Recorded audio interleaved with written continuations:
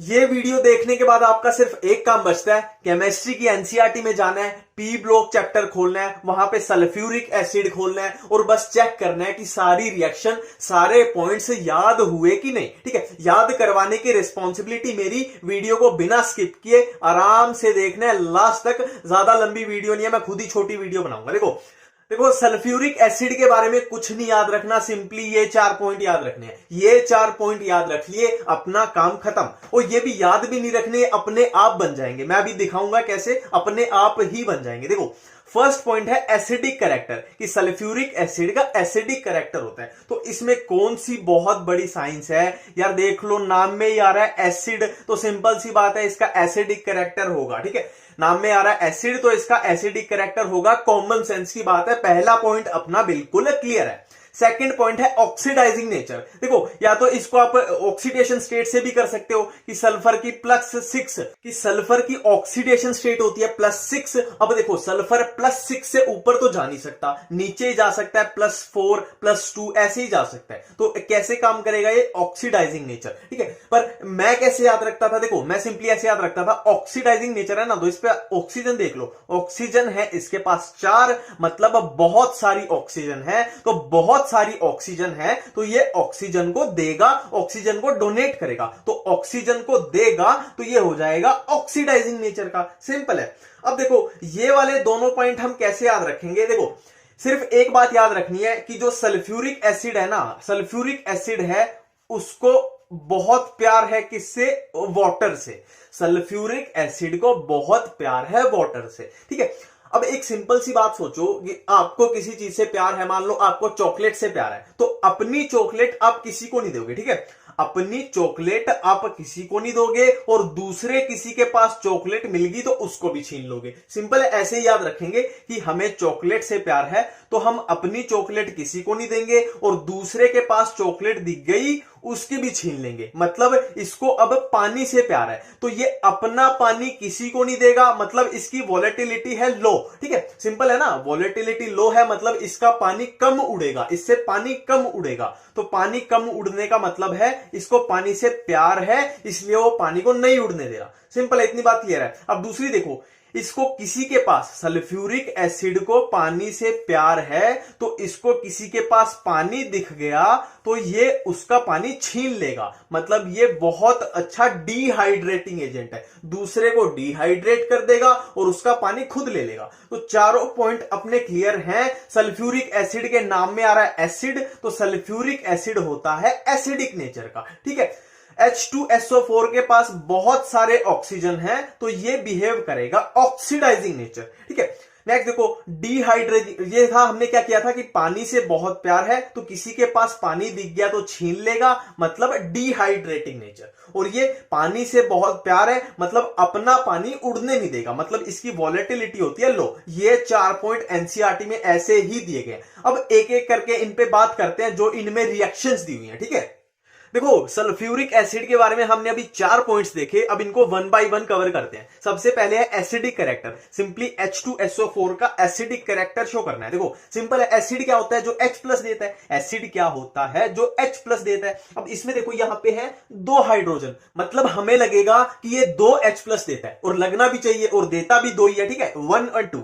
ठीक है, बस याद रखने लायक बात क्या है कि ये डायरेक्ट ऐसे नहीं देता कि डायरेक्ट इसने 2 H+ दिए और SO4-2 बना दिया। बस ये याद रखना है, एक H+ देके बनाएगा HSO4-, फिर ये वाला H+ देके बन जाएगा SO4-2। ठीक है, ये 2 स्टेप की रिएक्शन है, बस इतनी सी बात याद रखनी है।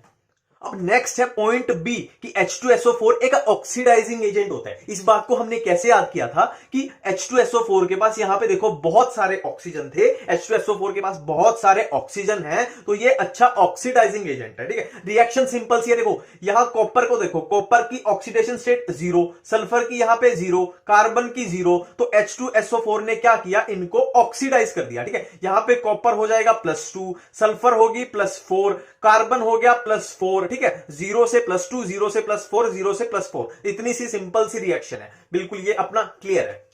अब सी पॉइंट क्या था कि H2SO4 एक डिहाइड्रेटिंग एजेंट होता है, मतलब इसको पानी से प्यार था तो दूसरों का पानी छीन लेगा, ठीक है। अब इसमें देखो, इसमें अगर हम H2SO4 डाल दें तो क्या करेगा, ये पानी को इसमें से छीन लेगा, ठीक है। तो बचेगा क्या, 12 तो कार्बन बच जाएंगे, ठीक है। ये 12 कार्बन थे, ये अलग निकल जाएंगे और इधर क्या निकल जाएगा, 11 मॉलिक्यूल वाटर के, ठीक। तो H2SO4 ने क्या किया, इस मॉलिक्यूल में से पानी को अलग निकाल दिया, तो बचा क्या, 12 कार्बन प्लस पानी कौन से निकल गए, 11 H2O। बहुत सिंपल है। देखो अपने 3 पॉइंट कवर हो चुके हैं। लास्ट वाले पॉइंट में सिर्फ इतनी सी बात याद रखनी है कि सल्फ्यूरिक एसिड की वॉलेटिलिटी लो होती है। इतनी सी बात याद रखनी है, एक लाइन, सल्फ्यूरिक एसिड की वॉलेटिलिटी लो होती है। अब लास्ट है कॉन्टैक्ट प्रोसेस, एनसीईआरटी में दी हुई है, ठीक है। कॉन्टैक्ट प्रोसेस का यूज होता है सल्फ्यूरिक एसिड की प्रिपरेशन के लिए। देखो बहुत सिंपल है, कॉमन सेंस पे बेस है, कुछ याद नहीं करना। देखो सल्फर था, सल्फर को हमने ऑक्सीजन दी तो बन गया सल्फर डाइऑक्साइड। अब सल्फर डाइऑक्साइड, इस सल्फर डाइऑक्साइड को और ज्यादा ऑक्सीजन दी तो बन जाएगा ट्राइऑक्साइड, ठीक है। डाइऑक्साइड से बन गया ट्राइऑक्साइड। अब सल्फर ट्राइऑक्साइड को हमने सल्फ्यूरिक एसिड और कहीं से लाके सल्फ्यूरिक एसिड दिया तो ये बन जाएगा ओलियम। अब इस ओलियम को, ठीक है, इस ओलियम का हम यूज करेंगे, सल्फ्यूरिक एसिड हमें जो भी जितनी भी कंसंट्रेशन में चाहिए इसको हम पानी में डाइल्यूट कर देंगे। और पानी में डाइल्यूट किस हिसाब से करेंगे कि जितनी हमें H2SO4 की कंसंट्रेशन चाहिए उतना हम ओलियम को डाइल्यूट करते जाएंगे, ठीक है। सिंपल है। डाई ऑक्सीजन के बारे में एनसीईआरटी में जो जो जैसे जैसे दिया हुआ है पूरा उसी को डिक्टेट करूंगा। याद करवाने की रिस्पॉन्सिबिलिटी मेरी है। बस अगले 2-3-4 मिनट वीडियो को बिना स्किप किए ध्यान से देख लेना, ठीक है।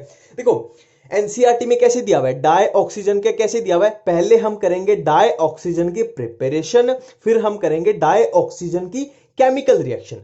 अब देखो हमें डाई ऑक्सीजन की प्रिपरेशन करनी है, मतलब इसका सीधा सा मतलब है हमें डाई ऑक्सीजन चाहिए, ठीक है। हमें डाई ऑक्सीजन चाहिए। अब कॉमन सेंस लगाएंगे। देखो मान लो आपको पेन चाहिए, पेंसिल चाहिए, कॉपी चाहिए, बुक चाहिए, तो आप कहां पे जाओगे, स्टेशनरी की दुकान पे, ठीक है। आपको मान लो कपड़े चाहिए तो कहां पे जाओगे, कपड़े की दुकान पे। अब यहां पे हमको चाहिए ऑक्सीजन तो हम जाएंगे ऑक्सीजन की दुकान पे। ऑक्सीजन की दुकान मतलब जिसके पास ज्यादा ऑक्सीजन होगी, जिसके पास ऑक्सीजन ऑलरेडी स्टोर होगी, हम उसको बोलेंगे कि भाई ऑक्सीजन दे दे, हमें ऑक्सीजन को प्रिपेयर करना है, ठीक है। सिंपल सी बात है। तो इसके एनसीईआरटी में 3 पॉइंट दिए हैं, हम उनको 1 बाय 1 करेंगे।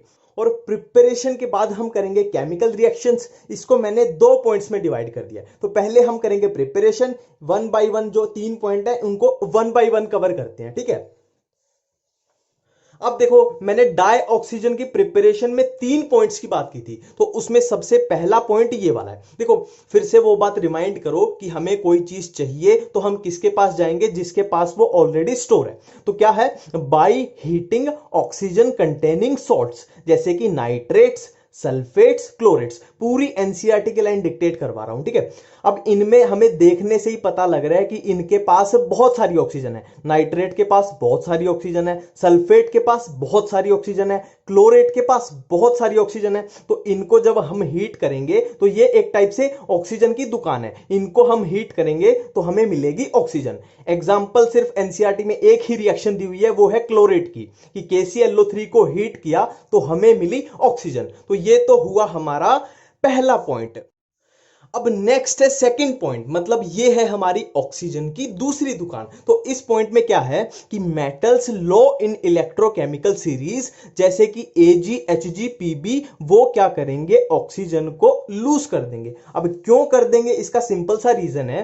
देखो ये रेड में है इलेक्ट्रोकेमिकल सीरीज, तो हमें कॉमन सेंस की बात पता है कि इलेक्ट्रोकेमिकल सीरीज में जो एलिमेंट ऊपर की साइड होते हैं वो इजीली ऑक्सीडाइज हो जाते हैं, और जो नीचे की साइड होते हैं, नीचे की साइड जैसे कि AgHgPb, मेटल्स लो इन इलेक्ट्रोकेमिकल सीरीज, जो नीचे की साइड होते हैं वो इजीली रिड्यूस्ड हो जाते हैं। रिड्यूस्ड होने का मतलब है इन्हें ऑक्सीजन के साथ रहना पसंद नहीं है, ठीक है। रिड्यूस्ड होने का सीधा सीधा क्या मतलब है कि ये ऑक्सीजन को लूज कर देंगे। तो AgHgPb इनके ऑक्साइड्स हैं, ठीक है। ये क्या करेंगे, ऑक्सीजन को लूज कर देंगे और खुद रिड्यूस हो जाएंगे। इतना सा सिंपल था।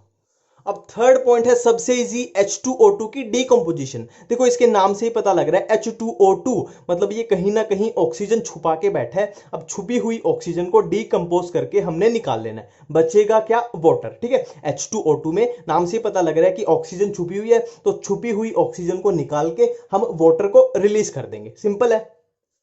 अब देखो हमारे डाई ऑक्सीजन के प्रिपरेशन के 3 पॉइंट पूरे कवर हो चुके हैं, जैसे जैसे एनसीईआरटी में दिए हुए वैसे वैसे कॉपी पेस्ट पूरा। ठीक है, अब हम करेंगे रिएक्शंस। तो रिएक्शंस को मैंने किया है 2 पॉइंट्स में डिवाइड। तो मैंने केमिकल रिएक्शंस को 2 पॉइंट्स में डिवाइड किया है। ये है फर्स्ट पॉइंट और ये है सेकंड पॉइंट। देखो सबसे पहले फर्स्ट पॉइंट बहुत सिंपल है। कैल्शियम में ऑक्सीजन को जोड़ा, कैल्शियम का ऑक्साइड। एल्यूमिनियम में ऑक्सीजन को जोड़ा, एल्यूमिनियम का ऑक्साइड। फॉस्फोरस में ऑक्सीजन को जोड़ा, फॉस्फोरस का ऑक्साइड। कार्बन में ऑक्सीजन को जोड़ा, कार्बन का ऑक्साइड। सल्फर डाइऑक्साइड में ऑक्सीजन को जोड़ा, सल्फर ट्राइऑक्साइड। ठीक है, ये तो हुआ फर्स्ट पॉइंट। तो अब फर्स्ट पॉइंट में ध्यान से देखो, कहीं भी हाइड्रोजन नहीं थी। हाइड्रोजन नहीं थी मतलब हम पानी को, वाटर को नहीं निकाल सकते। अब ये दो रिएक्शन में देखो, जो सेकंड पॉइंट है CH4HCl, दोनों में है हाइड्रोजन। तो सबसे पहला हम काम करेंगे वाटर निकालने का। अब वाटर निकाल के हमारे पास जो भी बचा वो बन जाएगा प्रोडक्ट। ठीक है, इसमें CO2 बच जाएगी और इसमें Cl2 क्लोरीन बच जाएगी। वाटर निकाल के जो भी बचा, इसमें CO2, इसमें क्लोरीन।